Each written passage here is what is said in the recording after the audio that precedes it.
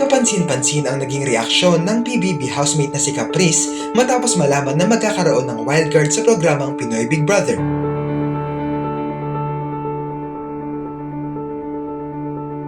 Nangyari ito sa episode kagabi ng nasabing reality show kung saan makikitang napansin ng mga housemates na may 4 na maletang nakapasok sa loob ng bahay at ang hinala agad nila rito ay may 4 na housemates na babalik at mapapasama sa wildcard.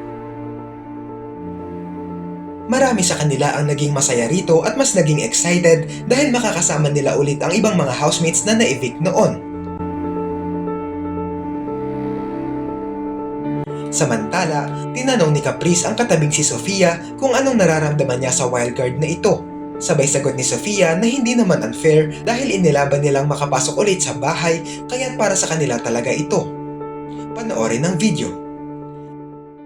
Si Caprice, tinanong ang saloobin ni Sofia.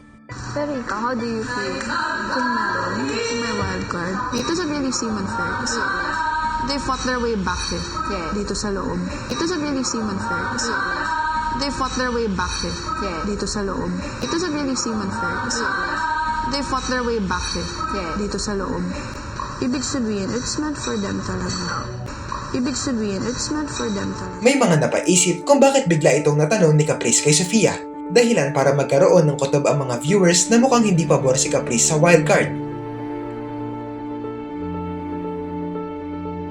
Naiintindihan naman ito ng mga netizens dahil kahit ang iba sa kanila ay hindi rin suportado na bumalik ang mga dating evicted housemates lalo pat alam na nila ang mga naging kaganapan matapos makakuha ng impormasyon sa outside world. Alam na rin nila kung sino sa mga kasama sa bahay ang malakas sa taong bayan na pwede nilang lapitan at gawing kaduo.